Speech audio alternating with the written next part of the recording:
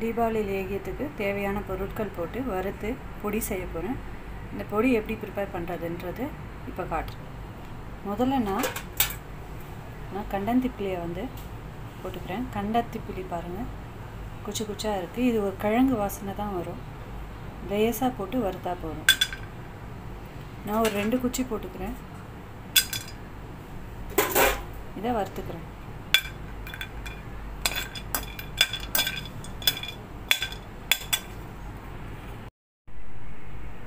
தீபாவளி பொடிக்கு கண்டந்திப்பிலியை நான் வறுத்துட்டேன்.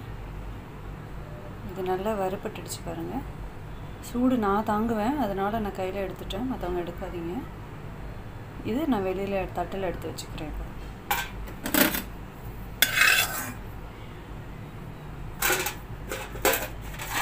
இதை நான் தட்டுக்கு மாற்றிட்டேன்.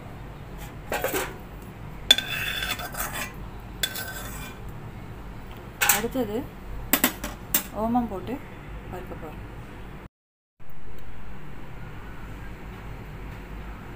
ஓமம் ஒரு டீஸ்பூன் அளவுக்கு எடுத்திருக்கேன். அஜ்வைன் சொல்லுவாங்க. இதை நான் போட்டு ஒரு 2 செகண்ட் தான் வறுக்க போகிறேன்.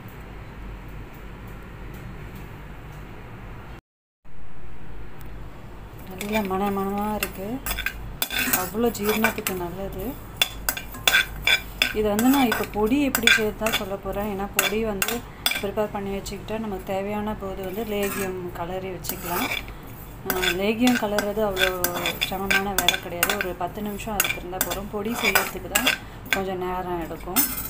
அதனால் இப்போ பொடி மட்டும்தான் நான் எப்படி செய்ய போகிறதுன்னு என்னென்ன தேவைன்றதை போட்டு வறுத்து காட்ட போகிறேன். இப்போது ஓமம் வறுத்தாச்சு. அடுத்தது என்னன்னு பார்த்தா சித்திரத்தை. இதை நான் 2 நிமிஷம் போட்டு வறுக்க போகிறேன். அது வறுப்புற நேரத்துலேயே 2 கிராம்பு. கிராம்பு நல்லதாக பார்த்து எடுத்துக்கோங்க. இது மாதிரி குச்சி மாதிரி இருக்கிற கிராம்பு எடுக்காதீங்க. அடுத்தது என்னன்னு பார்த்தோம்னா, தீபாவளி அப்போ மழை சீசனாக இருக்கும். அப்போ இந்த ஸ்வீட் சாப்பிட்டு ஜீரணம் ஆகணும். அடுத்தது சளி பிடிக்காமல் இருக்க தான் இவ்வளோ மருந்து பொருளை அந்த காலத்தில் சேர்த்துருந்தாங்க. நடுவில் இப்போல்லாம் அது நிறைய பேர் செய்யறதில்ல. இந்த பொடி செஞ்சு வச்சுக்கிட்டா அந்த நேரத்துக்கு கொஞ்சோண்டு வெல்லத்தை உருக்கி நெய் போட்டு கிளறி லேகியமாக செஞ்சு சாப்பிட்லாம். இல்லைனா பொடியை தேனில் குழச்சி சாப்பிட்லாம். இது எங்கள் அம்மா சொல்லி கொடுத்தது. இதை நான் உங்களுக்கு இப்போ ஷேர் பண்ணி வச்சுக்கிறேன். இந்த பொடி தீபாவளி அப்போ தான்ன்றது கிடையாது. மார்கழி மாதம், தை மாதம் முடிகிற வரையும் வறுத்து ஸ்டோர் பண்ணி ஏர்டைட் கண்டெய்னரில் போட்டு வச்சுக்கிட்டா யூஸ் ஆகும். இப்போ சுக்கு வறுத்தாச்சு, சித்திரத்தை வறுத்தாச்சு. நான் எடுத்து மாற்றி வச்சுக்கிறேன். நான் ஒரு 10 மிளகு போட்டு இதை வறுத்து எடுத்துக்க போகிறேன்.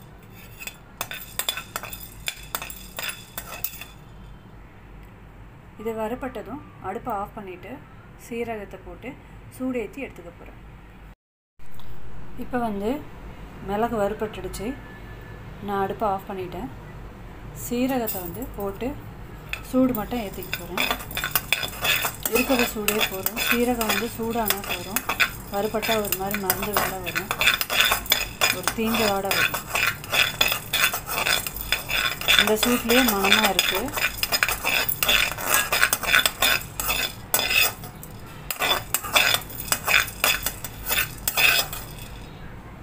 பாருங்கள், நல்லா சூடாகிடுச்சு.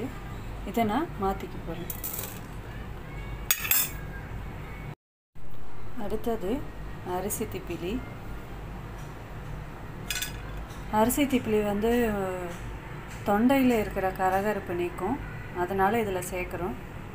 இதையும் நல்லா ஒரு 2 செகண்ட் வறுத்து எடுத்துடலாம். ஏன்னா எனக்கு வானல் சூடாக இருக்குது. 2 செகண்ட் வறுத்தாலே எல்லாமே வறுபட்டுரும். இது பாருங்கள், ஆல்ரெடி நான் வெயிலில் வச்சு எடுத்ததுனால நல்லா மொறுமொறுன்னு இருக்குது. தீஞ்சா நல்லா இருக்காது. ஏலக்காய் ஒரு 3 போட்டுக்கிறேன். பட்டை ஒரு 1 வச்சுக்கிறேன். இதையும் நம்ம வறுத்து அதோடு சேர்த்து வச்சுக்கலாம். ஏலக்காவும் பட்டையும் வறுபட்டுடுச்சு. இதை மாற்றி வச்சிடுறேன். தனியா வந்து இதில் எதுக்கு சேர்க்குறேன்னா பித்தம் தனியும், இனிப்பு அதிகமாக சாப்பிட்டா பித்தம் ஏறும். இது வந்து ஒரு கரண்டி அளவுக்கு.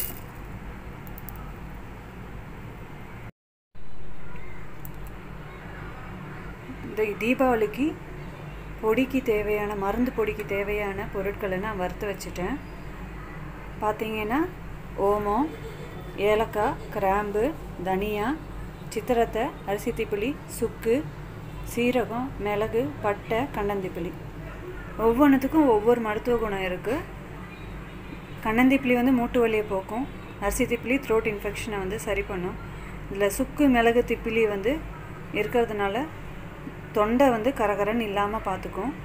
ஓமம் ஜீரணத்துக்கு வந்து ரொம்ப நல்லது. இதை வந்து நாம் ஆற விட்டு பொடி செஞ்சு வச்சுக்கலாம்.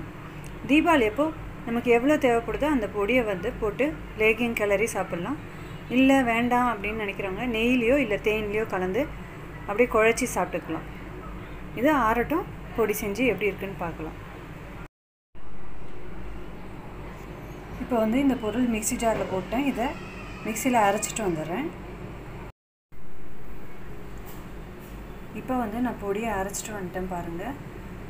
ஒரு குறைன்னு தான் இருக்குது. இதை ஜலிச்சுட்டு திரும்பி வந்து மிக்ஸியில் போட்டு அரைச்சிக்கலாம். இப்போ முதல் வாட்டி ஜல்லிச்சதில் பார்த்தீங்கன்னா இவ்வளோ வந்து திப்பி திப்பியாக நிற்கிது. இதனால் வந்து நான் திரும்பி மிக்ஸியில் போட்டு சுற்றிட்டு ஜலிக்க போகிறேன். பாருங்கள் எவ்வளோ நைஸாக வந்து வந்திருக்கு. இந்த அளவுக்கு ஜலிச்சு எடுத்து வச்சுக்கிட்டா நம்ம வந்து லேகியம் கிளறும் போது நரன்னு இருக்காது. அந்த காலத்தில் எங்கள் அம்மாலாம் வந்து தீபாவளி லேகியம் செய்யும் போது துணியில் ஜல்லிப்பாங்க, மஸ்லின் கிளாத் வச்சு. அது அவ்வளோ ஃபைன் பவுடராக வேணும் அப்படின்ட்டு. இப்போ வந்து ஜல்லடையை வந்து ரொம்ப ஸ்மூத்தாக கிடைக்குது. அந்த மாதிரி ஜல்லடை இருந்தால் அதில் செஞ்சுக்கோங்க. இல்லைனா உங்களால் முடியும்னா துணியில் வந்து ஜலிச்சு நீங்கள் வந்து லேகியம் கிளறிக்கோங்க. தீபாவளி லேகிய பவுடர் ரெடி.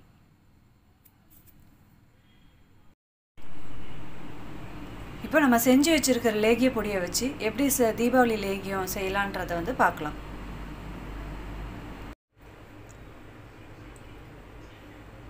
திட்டமாக நெய் விட்டுக்கிட்டேன். இதில் வந்து அந்த லேகிய பொடிக்கு ஏற்ற அளவுக்கு வெல்லம் எடுத்து வச்சுருக்கேன். இதை போட்டு இந்த நெய்லேயே கரைக்க போகிறேன்.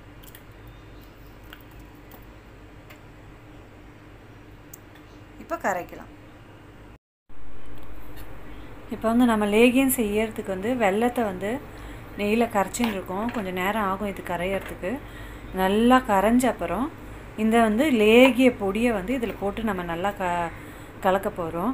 நான் வந்து சுத்தமான வெல்லம் இங்கே கிடைக்கிறதுனால வாங்கிக்கிட்டேன். நீங்கள் வந்து வெல்லம் அப்படி சுத்தமாக கிடைக்காது அப்படின்னா ஃபஸ்ட்டு கொஞ்சம் 1/2 கிலோ 1 கிலோ வாங்கிட்டு அதை கொஞ்சம் தண்ணியில் கரைச்சி கொதிக்க வச்சு வடிகட்டி பாருங்கள். அப்படி எதுவும் அழுக்கு இல்லை அப்படின்னா நீங்கள் அதை துருவி இதில் போட்டு இது மாதிரி செய்யலாம். அப்படி இல்லை எங்களுக்கு கல் இருக்குன்னா எல்லாத்தையும் வந்து நீங்கள் எவ்வளோ குவான்டிட்டி எடுக்கிறீங்களோ அந்த குவான்டிட்டியை வந்து வடிகட்டி தண்ணியில் கரைச்சி வடிகட்டி கொதிக்க வச்சு வச்சுக்கோங்க. அப்படி வச்சுக்கிட்டு அதை வந்து போட்டு நெய் போட்டு அதுக்கப்புறம் பொடி போட்டுக்கணும். இல்லை எங்களுக்கு இது மாதிரி சுத்தமாக பியூராக கிடைக்கும் அப்படின்னா நீங்கள் வந்து இது மாதிரி வெல்லத்தை கரைச்சிட்டு அதுக்கப்புறம் இந்த பொடியை போட்டு உடனே கிளறிடலாம். இந்த மெத்தடில் இந்த மாதிரி வெல்லம் கிடைச்சா நம்மளுக்கு வந்து வேலை சீக்கிரமாக முடியும். வேறு ஒன்றும் கிடையாது. இப்போ வெல்லம் நல்லா கரைஞ்சிடுச்சு.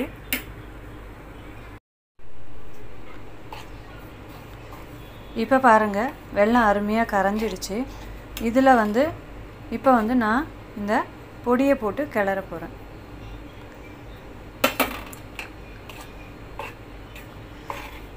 இப்போவே அந்த நெய்யோடு சேரும் போது வாசனையாக இருக்குது தீபாவளி லேகியம். நான் திட்டமாக செஞ்சுருக்கேன். நீங்கள் நிறைய பொடி வேணும்னா நீங்கள் வந்து குவான்டிட்டி கூட போட்டு செஞ்சுக்கோங்க. இதை வந்து நல்லெண்ணெய் சேர்த்தும் செய்யலாம்.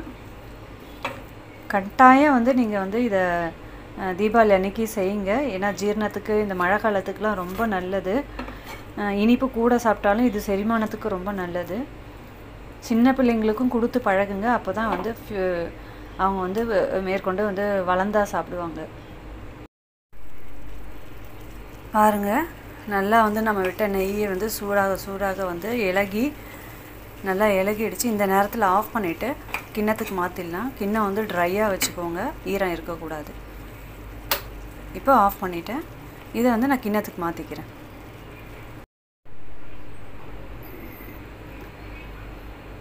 எவ்வளோ அழகாக பாருங்கள், நல்லா ஆறுனப்புறம் பந்து மாதிரி வந்துடுச்சு.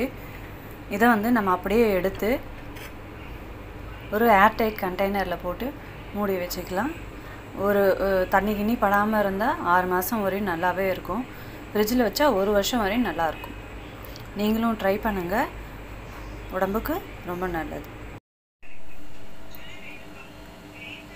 இந்த தீபாவளிக்கு இந்த தீபாவளி லேகியத்தை செஞ்சு எல்லாரும் சாப்பிட்டு தீபாவளி சந்தோஷமாக கொண்டாடுங்க. எங்கள் சேனலை லைக் பண்ணுங்கள், சப்ஸ்கிரைப் பண்ணுங்கள், கமெண்ட் பண்ணுங்கள். தேங்க்யூ.